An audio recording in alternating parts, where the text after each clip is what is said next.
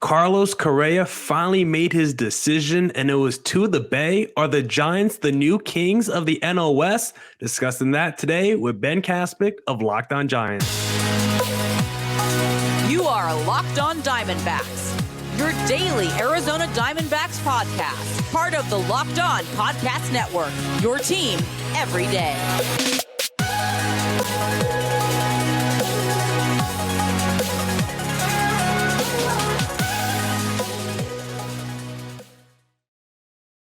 Welcome into the Locked On Diamondbacks podcast, part of the Locked On Podcast Network, your team every day. You're listening to Miller Thomas, the always charismatic host of this podcast, multimedia journalist and graphic designer. So please go check out my website, millerthomas24.myportfolio.com. On there you can see all my latest work, from my packages to my articles to my photos and my graphic design.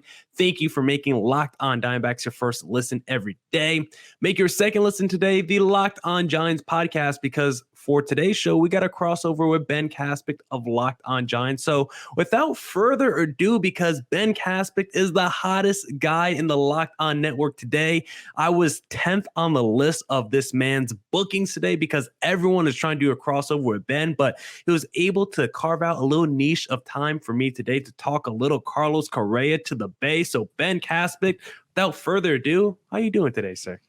Oh, I'm doing great, Millard, and thank you. They actually canceled me on the national show, so I guess they don't want me as much as they should, because it's big news. Carlos Correa, like you said, going to the Bay, huge news. Just another sign of baseball being pushed to the side. We got huge signings going on this offseason, and we don't even make it to the national show.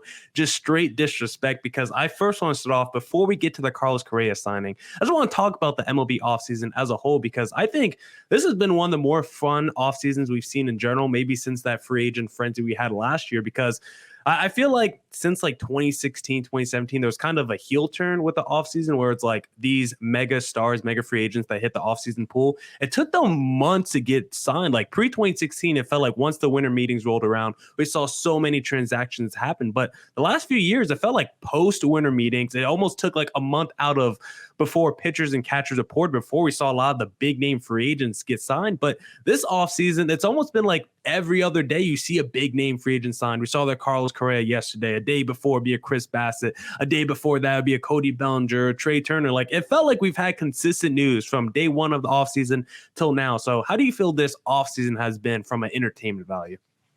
It's been great. What you were alluding to there was terrible. I really, really disliked when, the example I think of that's the most prominent was when Bryce Harper and Manny Machado were 26 years old, going into their age 26 season. That's a super rare young age for two elite players in our game.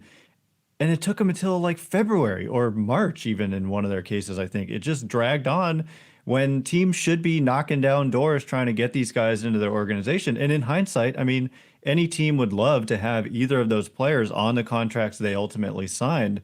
So I don't know exactly what was going on there. There was just this like analytical mindset, kind of making sure that the deal was the right kind of money, and it wasn't really good for the game. And so this offseason, it took a while. Like, it took until right around when the winter meetings were about to get going. But in the last week and a half or so, like you said, pretty much all of the top players are signed. And I'm happy in large part because the Giants got one of them. It was looking dicey there for a minute, but yeah, it's great. Hopefully this continues because it's much better this way. Yeah, and it's hard to find the exact reason why baseball kind of went through this the last few years. Like, maybe it started when you saw those Albert Pujolses and the Josh Hamiltons and the CJ Wilsons. They all got those fat, mega long-term contracts, and then all those teams were like pretty unhappy as soon as those players got signed to those contracts. So maybe baseball then flipped their philosophy. They're like, Manny Machado's, the Bryce Harpers, we're going to have to wait on those players, because do we actually want to give out a 10-year deal? But now you're like 3 years in, 4 years into those deals, and you're like, yeah, Bryce Harper's MVP. He's leading his team to the championship series. Manny Machado's a top 3 MVP candidate as well. You're like, you know what? Maybe it's actually smart. Yeah, the years aren't always going to be nice, but I would rather have a star in his prime for the next 7 years on my team than rather him seeing signed elsewhere. Because this offseason, 11 years for Bogarts, 13 years for Carlos Correa. And I feel like it's probably time to tar Carlos Correa, Ben Kaspick, because the Giants have been been up and down when it comes to their emotions this offseason. It felt like they've had some high highs with almost getting Judge, and then, or some low lows, I should say, with almost getting Judge. But now they're riding the highs with the Carlos Correa signing. So when you saw Carlos Correa, the Jeff Passan bomb, Correa to the Giants, what was your first reaction when you saw Correa to the Giants? And then what was your second reaction when you saw it was a 13-year mega deal? My first reaction was disbelief. It caught me off guard. I was just, checking on Twitter like I do when you know that your team is in on these players from time to time. And I just happened to be checking in right around when I think he sent it out. And it was disbelief. It was like, is this real? Is this actually happening? Because part of what was baked into my mind was what we thought the Giants thought they were getting Aaron Judge for a minute because another reporter essentially said that they were, but Passan is kind of call him out. Who is John that Heyman? Okay, yeah. John Heyman said that the Giants were getting Judge, and they didn't, and so that was rough. Talk about a roller coaster of emotion, and I'm sure we'll get into that maybe more later. But for first reaction, it was just, oh my God, I cannot believe what I'm seeing with my eyes, because it really felt like the Giants needed to do something drastic this offseason, and Carlos Correa was kind of the last chance. And it felt like, they have money to spend. They offered Aaron Judge a huge contract. They have money to spend. And so just the confirmation from a reporter as legit as Jeff Passan, I couldn't believe it. That was my first reaction. And then I saw 13,350 and I thought, holy cow, they did the dang thing. They did it. Like, this is what it takes to get these guys. And if you look at the other contracts for Trey Turner, Xander Bogaerts, they're older than Correa and they got 11 years. And so it doesn't really shock me. I thought 12 was where he would get, but 13 is just one more than that. And actually there's some reports that they wanted to go as long as possible, maybe even 15, just to spread out the money over a longer period of time to lower the average annual value. But it was shocking and ultimately a very good thing, in my opinion. So what do you think about a contract that's that long for that amount of money? Because I think my opinion has been, I think you have to look at it in context. Who is the player and what kind of team he's going to? Because Xander Bogaerts, Carlos Correas, those are the guys that are 30 and younger, right in the middle of their prime. And maybe the last 3 to 4 years of that deal isn't going to work out. But if I'm a San Diego Padres fan, I get to watch Bogaerts, Machado, Juan Soto and Fernando Tatis in their primes for like a better part of the next half decade plus. If I'm a Giants fan, I get Correa, I get Logan Webb, and then those two are big foundational pieces in the middle of my lineup. Like, I think it depends on what kind of team you have. If it's Carlos Correa going 13 years to the Minnesota Twins, then I probably don't love that contract as much. But when it's Bogaerts or Correa going to teams who we know have history of winning and building contenders, then I think I'm a little bit more okay giving out a long-term fat contract like that. Because I also wouldn't want to give out a 13-year deal to like a Dansby Swanson. If the Giants did that, we would be having a different discussion, I think. Yes, we would. And for me, for Correa specifically, it comes down to the fact that he's going to play almost all of 2023 at age 28. And so it is rare to get a really good player who's that young. He's one of the youngest players in this free agent class. And basically the way I think about it is it's kind of like, if you think of it as a 10-year deal or even a 9 or 8-year deal, I think that they're comfortable with that amount of money over that period, because you're getting a lot of prime years in there, 28, 29, 30, 31, even 32. You don't really expect much decline in those years. And so you're getting so many of the peak years that you're paying kind of more then, and you're imagining he's going to be worth less later. But call it a 10-year, $350 million deal. I think they would do that too, but the difference is they don't want to have the average annual value at $35 million a year. They get it here down to $26.9 million a year, and that number gets, factored into the accounting for the luxury tax threshold. And so you start getting penalized if you spend over a certain amount, and that amount is based on the average annual value. And so it's not so clever per se, but it's just a way of a kind of clever, I guess, way of reducing the annual potential tax burden by spreading it out over a longer period and just saying, okay, it's not going to look good at the end, but we'll live with it in the beginning when it's going to be a bargain. I mean, $26.9 million a year for Correa is going to be a bargain given his age and what you're likely to get for the next 5 years. At that point, he'll be underpaid. At the end, he'll be potentially overpaid, but it's not that high of an AAV. I mean, Judge got 40 a year into age 39, and Correa is getting 26.9 into age 40. And so it's actually, I think, arguably a better value than the Aaron Judge deal, even though it's longer. If you're an audio listener, I need you to head to the YouTube channel Locked On Diamondbacks or Locked On Giants, because behind Ben right now, I just noticed he's got a sign in the corner all lit up. It says Carlos Correa season. How quickly did you put that up, Ben, after seeing the signing? Actually, I've had it up for you've had a couple weeks. Okay. Ever 1 week, I had it. It did say Aaron Judge season for the longest time, and then as soon as Aaron Judge went back to the Yankees, it became Carlos Correa season. Like I said, there was anticipation here that they were going to try to get this guy, and so a lot riding on this, and that's why it was so relieving when they finally got it done. Well, I want to ask if there's any other moves up the Giants' sleeve. But before we get there, Ben, I first got a really important message. If you're hanging out with some friends and putting back a few drinks, a few becomes a few too many. As the evening comes to an end and people start to head out, you think of calling for a ride. Nah, you live nearby. You can make it home okay. It's no big deal. What are the odds you get pulled over anyway? And even so, what's the worst that could happen? Your insurance goes up. You lose your license, you lose your job, you total your car, you kill someone. Everyone knows about the risks of drunk driving. The results are tragic and often deadly. However, that still doesn't stop everyone from getting behind the wheel while under the influence. That's why police officers are out there right now looking for impaired drivers on our roads to save lives. So if you think you're okay to drive after a few drinks, think again. Play it safe and plan ahead to get a ride. It only takes one mistake to change your life or someone else's forever. Drive sober or get pulled over. All right, let's get back into the podcast, Ben, because I did want to ask you about, I thought it was interesting that Carlos Correa, Trey Turner, and Xander Bogaerts, they're all basically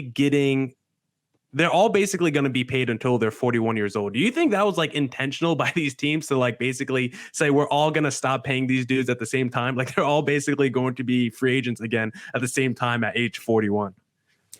I think it was more of a precedent was set. Like as soon as who signed first? Trey Turner, right? Yeah, Trey Turner signed first, and it was longer than expected. This was kind of the start of this trend, where I think we all thought Trey Turner was going to get maybe 8 years. And then as soon as he gets 11, it set the precedent that you're paying these guys into being about 40 years old. And then as soon as Xander Bogaerts was able to get the same thing, it became apparent that the younger Correa, you're just going to have a hard time getting him unless you are able to go to that same level. And what it does for the player is when you add extra years, the total money goes up. And so, it became apparent it was going to take, I mean, Turner got $11,300 million, and Correa is younger and arguably a little bit better maybe. And so, I don't know, California taxes are higher than in Philadelphia. Also, there was in Pennsylvania, the report that the Padres offered Trey Turner $342 million, and he took less money to go to the Phillies. And so that's another point. I just thought the Giants are going to have to go to that level in order to get Correa, and they did. But I just think it was based on precedent. These other guys aren't going to say, I'll take 8 years when these guys are getting 11. I think they built off each other, and it set a new trend, basically. Yeah. Do you think after Aaron Judge was no longer come to the Giants, do you think Carlos Correa was the new number one target for the Giants? Do you think Dansby Swanson was a real possibility? Like, was this the best case scenario for the Giants post the Aaron Judge not coming to the Bay? I do. I think that entering the offseason, he was number 2 on their list. He was number 2 on my list.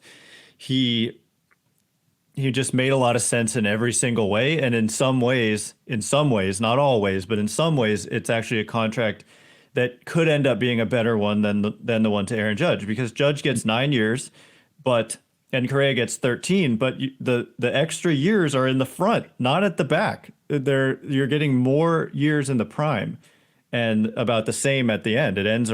Judge is going to be 39 when his ends. Correa will have just turned 41.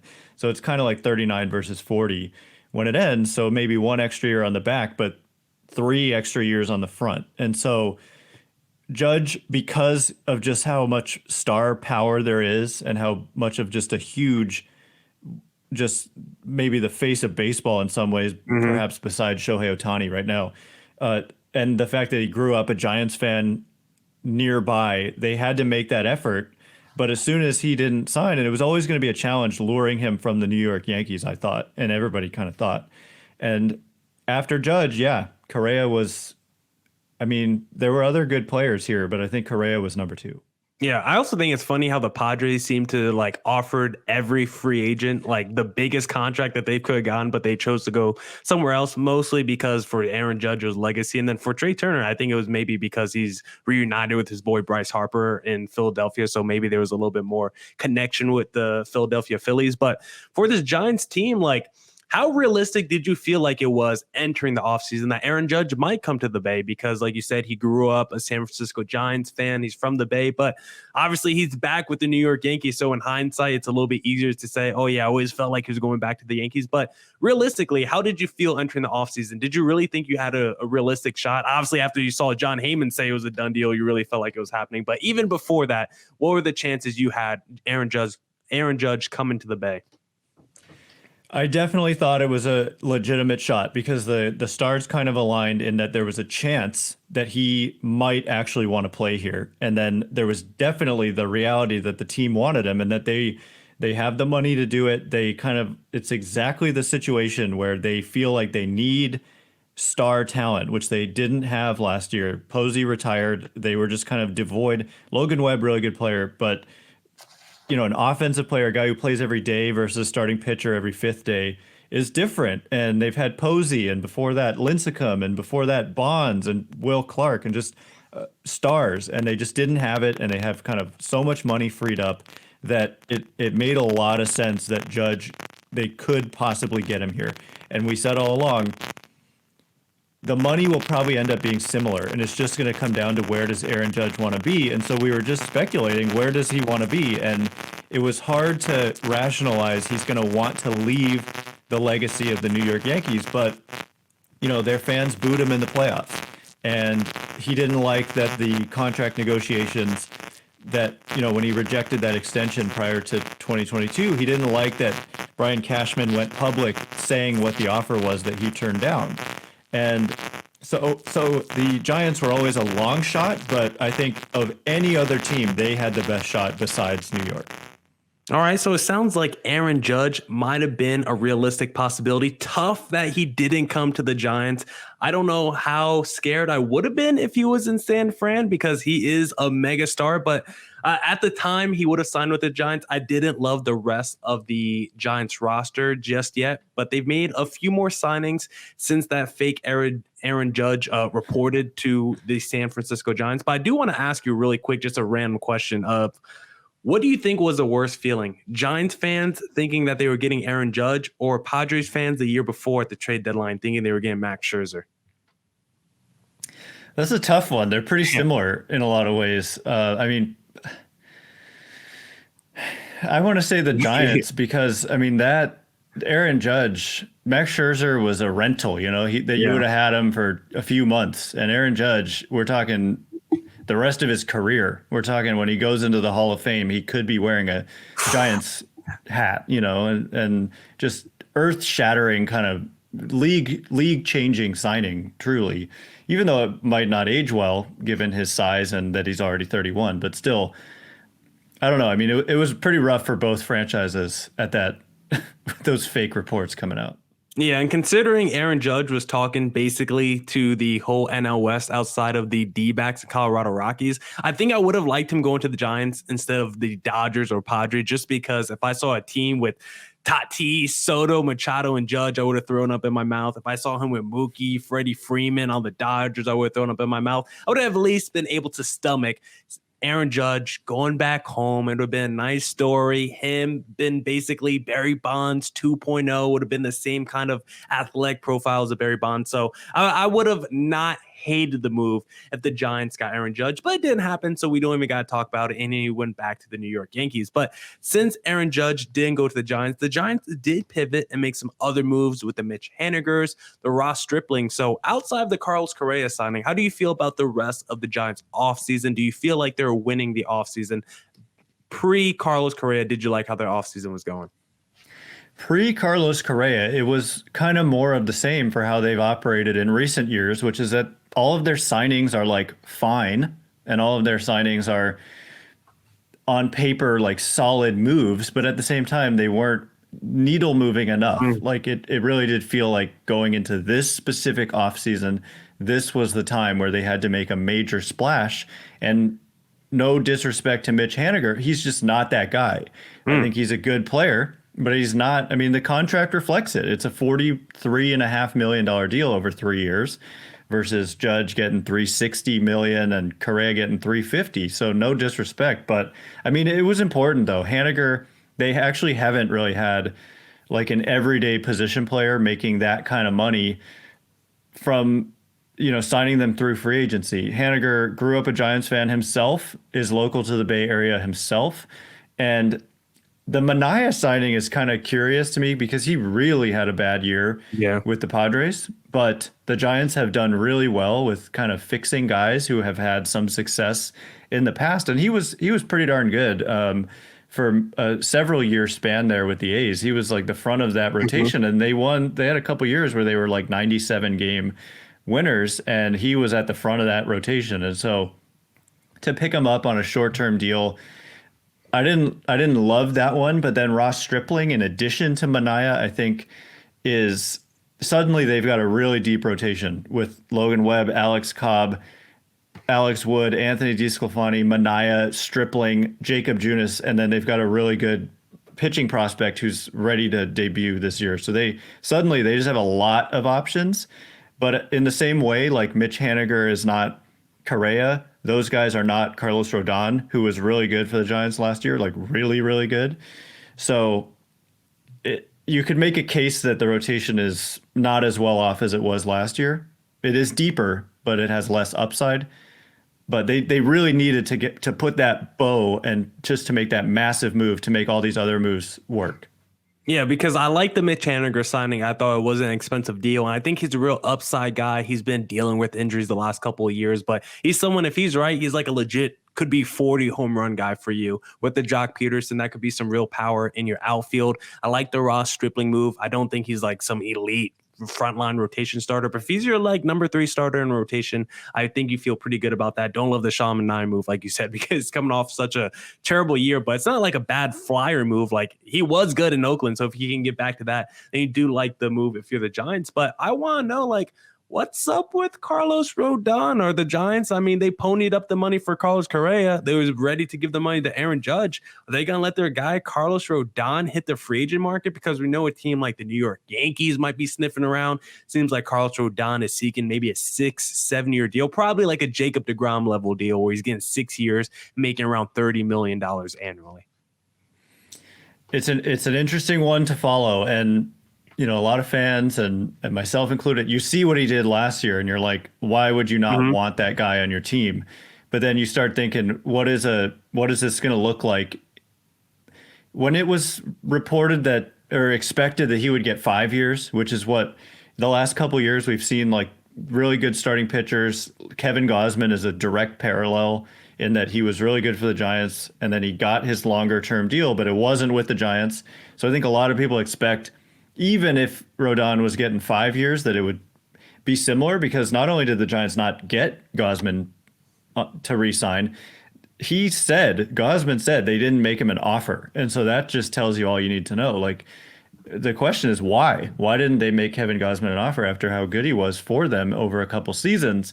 And for Rodon, I think that if you look at the evidence about how do long-term deals for starting pitchers go, they very often go very poorly. I do this exercise every year, and I just did it last night.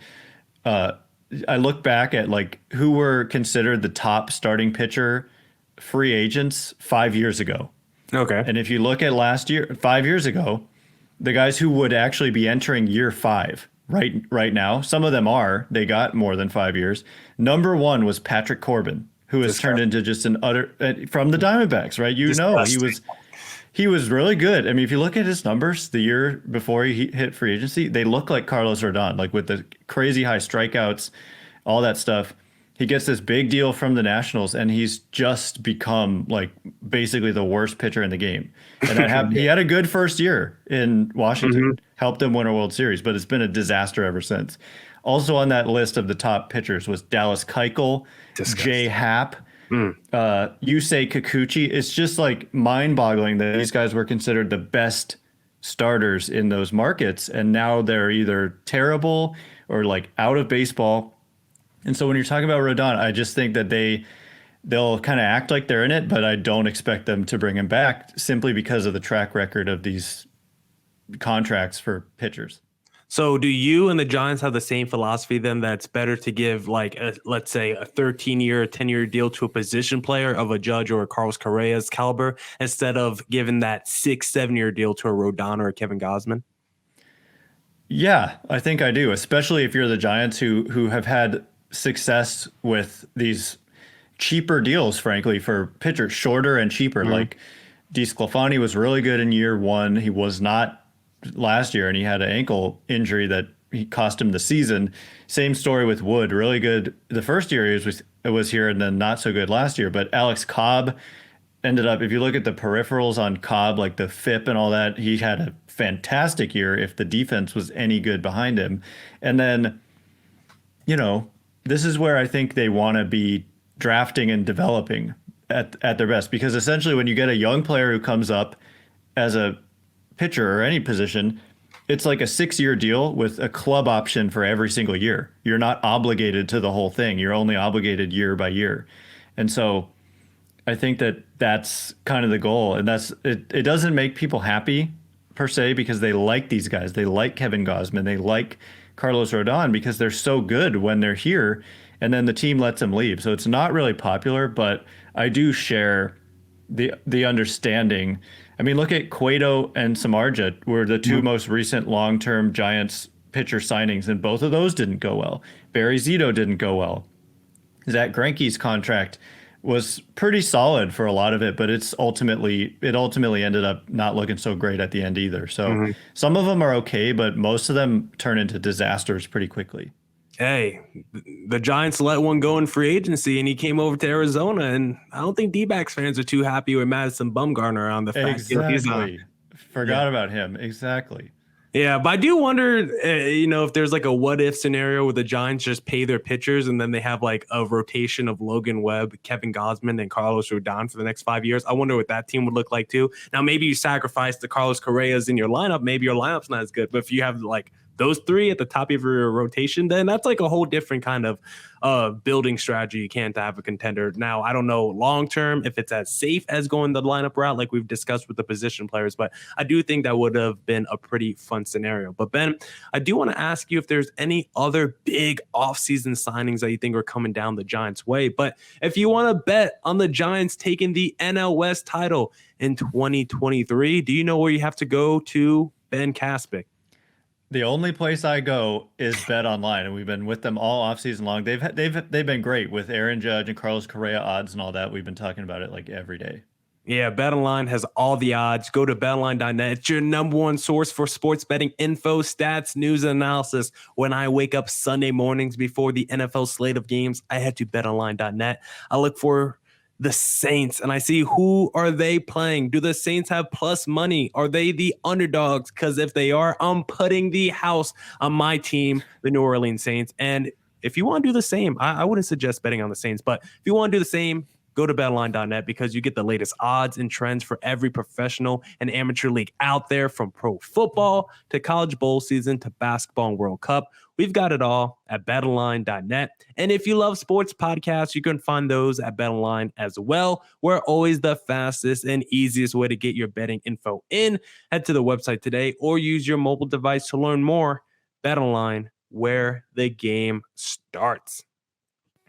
All right, here with Ben Kaspick of Locked On Giants, talking a whole bunch of Giants because they've had a crazy offseason so far, Ben. I want to know, is it going to get any crazier? So do we expect Carlos Rodon coming back to the Giants? I know we just did a whole discussion about how it's not smart to do long-term deals for pitchers, but maybe they do the Carlos Correa contract for Rodon. I'm not talking about this year's Carlos Correa contract. I'm talking about last year's, where he got a fat deal, but there's a whole bunch of opt-outs, and maybe they do the short-term, here's a whole lot of money, but here's a whole lot of opt-outs as well. Maybe there's some other free agents. I mean, we know they're talking to Dansby Swanson before the Carlos Correa deal. Maybe they just go all in on the left side of the infield and put Carlos Correa at third base because allegedly he was okay playing third base if he was going to be signed to the New York Mets. So maybe you do Correa at third and then put Dansby Swanson as shortstop because Brandon Crawford is getting pretty damn old. So you got to figure out a plan after he gets, he's going to be in the nursing home pretty soon, Ben. So are there any other big offseason signings coming down the Giants' way, or at least,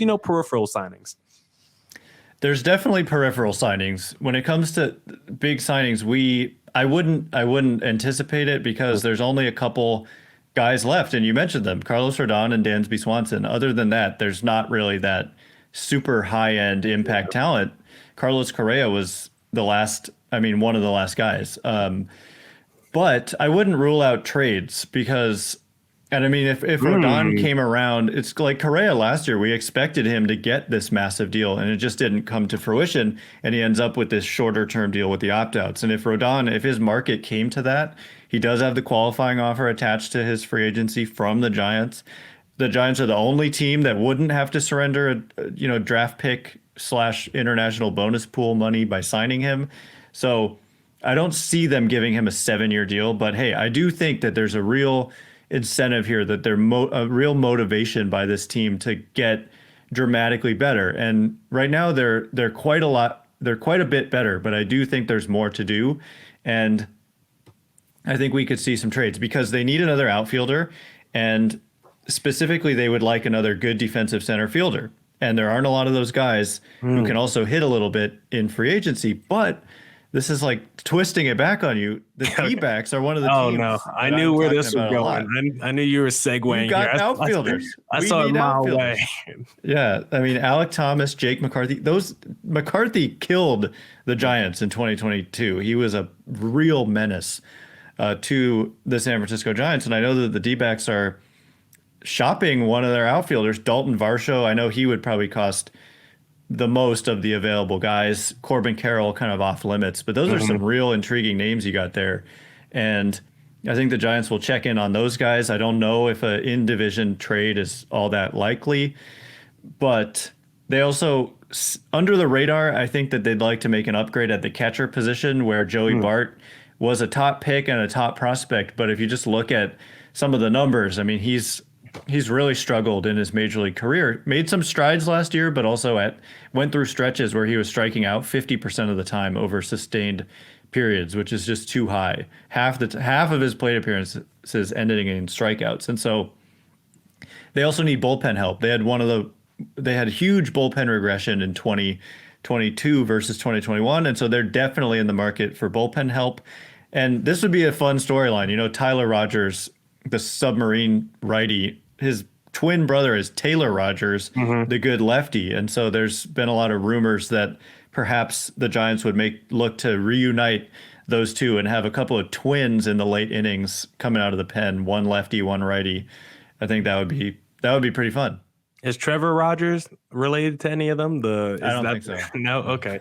That would just be pretty interesting. Well, to talk to your point about the D-backs outfielders in the San Francisco Giants, my whole thing with the D-backs outfield is Corbin Carroll's, of course, off limits. I'm okay moving a Varsho or Jake McCarthy or Alek Thomas, but it can't be for prospects. The D-backs are never going to get good and get to a place where they have some stability and are a playoff contender if every time they develop someone that looks like they could be a quality major leaguer, they trade him for freaking bum prospects, because that's what's going to happen. If you traded Dalton Varsho to a team like the Giants, you're going to try to get back a couple of prospects, and more than likely they're probably not going to pan out, because I doubt the Giants are going to give up a blue chipper for a Dalton Varsho. And real quick, Jake McCarthy in 13 games batted over 400 with over 1,000 OPS against the San Francisco Giants. So yes, he was a Giants killer. If I'm trading a Dalton Varsho, Jake McCarthy, Alek Thomas, I'm looking at a team like the Houston Astros where they have so many starters in that rotation, a Christian Javier, a Luis Garcia, both 25 years of age. I want a deal like that where I could get back a win now player,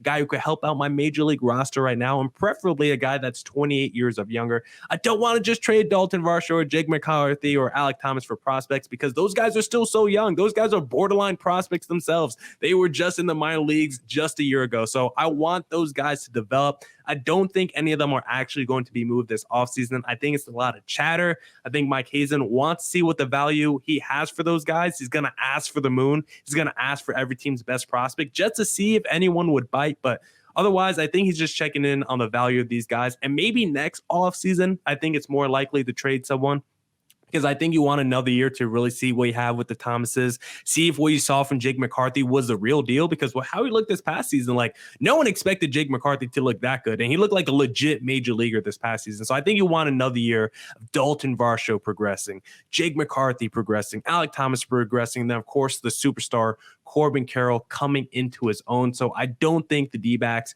will move an outfielder right now. And I definitely don't think they're going to do it with the in-division rival of the San Francisco Giants, because the Giants have a pretty solid roster on paper right now. But Ben, how do you think your Giants team, as it currently stands, stacks up against the rest of the NL West? Because I still probably have the Giants and the Padres on a tier above the Giants. But pre-Carlos Correa signing, I would have said D-backs and Giants are on the same tier. But now I might have it Padres, Dodgers on the same tier, the Giants on their own tier, the D-backs on their own tier, and then the Rockies 50 feet of garbage, and then there's the Colorado Rockies. Sorry, Paul Holden. I'm with you 100%. I think that, look, we've been doing this for a few years, and none of us had the Giants as the top team or even close to it in 2021. So all of this just is based on how it looks, not necessarily how it will go. But yeah, I would agree by how it looks. I mean, the Dodgers, we didn't really get into them tonight, but the Dodgers have been very quiet. I mean, their only moves, they've lost a lot of guys. They lost Trey Turner. They lost somebody else, and they re-signed Clayton Kershaw. And then they just signed Noah Syndergaard, and that's been their offseason. And right now, their projected payroll is actually below the San Francisco Giants. So the Dodgers are having a very un-Dodgers-like offseason. And as we've mentioned, most of the top talent is gone. But they could still sneak in and kind of be an under-the-radar team for a Carlos Rodon. But I would be foolish to say the Giants are ahead of either of those teams. I mean, the Padres on paper just continue to be a behemoth. And so I'd have, just like you, the Dodgers, Padres, Giants. I think the D-backs are more competitive than people give them credit for, and will continue to be that way. That's right, and man. Some really, really good young talent. I mean, my goodness, some of those guys are just scary to think about what that team could become. But on the other hand, these other teams ahead of them are just, from a spending perspective, are kind of capable of doing a lot that way. And I don't think the D-backs are doing that. They've been very quiet in terms of spending money this offseason. And then, 50 feet of garbage, maybe more, and then Colorado. Yeah, D-backs need ownership that's willing to spend money, because I'm tired of people saying Arizona is a small market. If you care about media markets, Arizona, Phoenix is like one of the biggest media markets in the country. That's a poppin' market. Like, Arizona is not a tiny market. We're slowly getting more expensive when you look at inflation and everything like that. So the only reason the D-backs don't spend money is because they have cheap ownership. If you bring in, that's also the case with all MLB teams. If you have a Stephen Cohen running every major league team, then imagine how exciting the offseason would be, because it would be a bidding war for every free agent. And as long as the D-backs got cheap ownership, they're never going to spend money like the other teams. But you did mention the Dodgers. Do you think the Dodgers, because they've had this quiet offseason, are just like waiting for their perfect move? Like, could you see them still going out there and signing a Rodon or a Dansby Swanson? Because even if they just stand pat, like, they're still going to have Kershaw, Julio Urias, Tony Gonsolin, and Walker Buehler in their rotation. They're still going to have multiple MVPs, from the Mookie Betts to Freddie Freeman's in their lineup, Will Smith's in their lineup, maybe get bounce back season from Muncy, still have Chris Taylor. Like, the bullpen's going to be stacked once again. Like, let's not, make bones about it. They've lost a lot of pieces this offseason, and they still got a stacked roster. So do you think the Giants are a team just waiting in the weeds, waiting for that perfect player that they want to pounce on? Or are you actually like, you know what, they might be okay just standing pat and lowering that payroll just a little bit? Maybe they want to get out of the luxury tax. I think they want to get out of the luxury tax and reset it, because there's a stiffer penalties when you're a repeat offender. I think if you do it 3 years in a row, it's the maximum in terms of repeat offenses, quote unquote, and it stays at that level unless you reset. And so I think they want to reset. They've kind of pretended like they were in on Aaron Judge. They were out there commenting like, we'd like a big right fielder who just hit a bunch of home runs to be on our roster. And then I read a report from, Ken Rosenthal, a very reputable reporter, who says they never were in on Judge at all. And so they're talking a big game, but they're not actually doing anything. And there's very few impact free agents.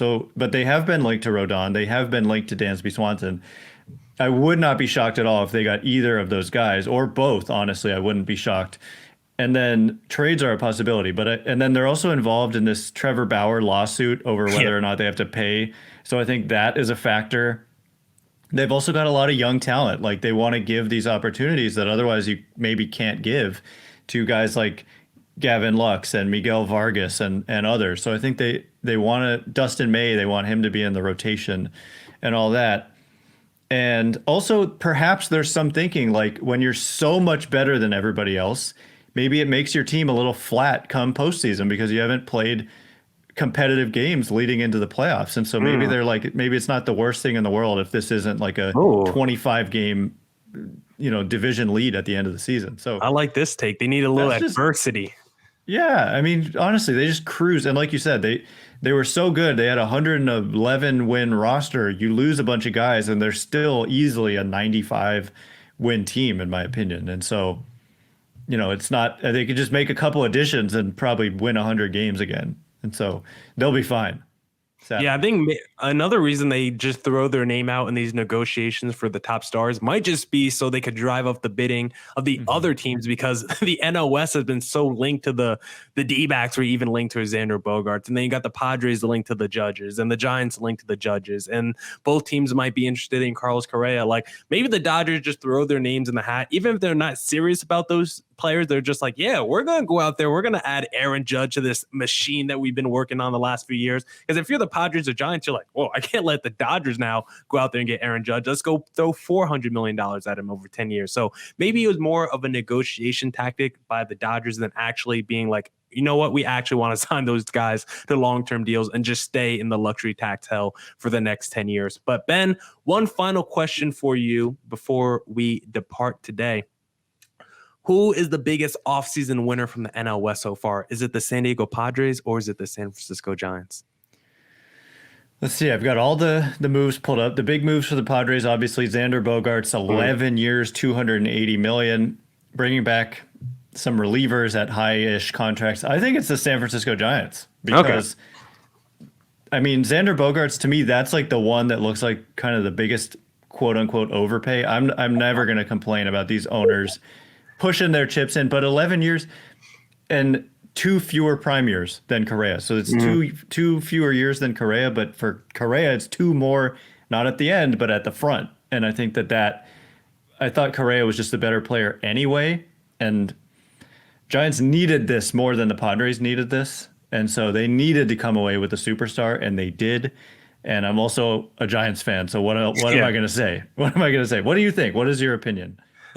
Yeah, I would say the Giants have had a better offseason just because they've pulled off more moves. I mean, Carlos Correa, I like the Mitch Haniger sign. Like I said, I don't mind Ross Stripling. We'll see what happens with Carlos Rodon, because if he does leave the Giants, then maybe that recalibrates my expectations, because for the Padres, why I throw them in this is, yeah, Xander Bogaerts is like your one big offseason move. It's like kind of like the only big offseason move that they've had, but you're adding him to that core that you already had. The Giants are still trying to build something. They're adding Correa to be like one of those first foundational pieces on their roster, in their lineup. So for the Padres, it's like, I'm adding this superstar to already a superstar core to put us over the top, while the Giants still need a few more pieces. That's why I contend you could make an argument for the Padres, but I probably do lean the Giants. But I do want to know what happens with Carlos Rodon, because if they bring back a Rodon, if no other team's willing to pony up the money, he just takes a 1-year qualifying offer and then does it all again next year. And that drastically changes everything You have the Webb, the Rodon, and the Ross Stripling, and then whatever you get from Anaya and all those other guys that you discussed. And then your lineup,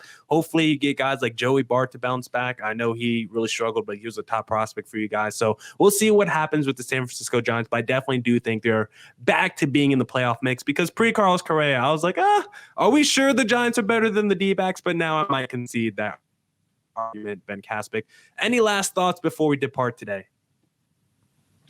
I'm just glad that so much has happened by December 14th. I remember the recent past when we were waiting into February for anything significant to happen. And it's been fun, and I hope it continues to stay fun, and I can't wait.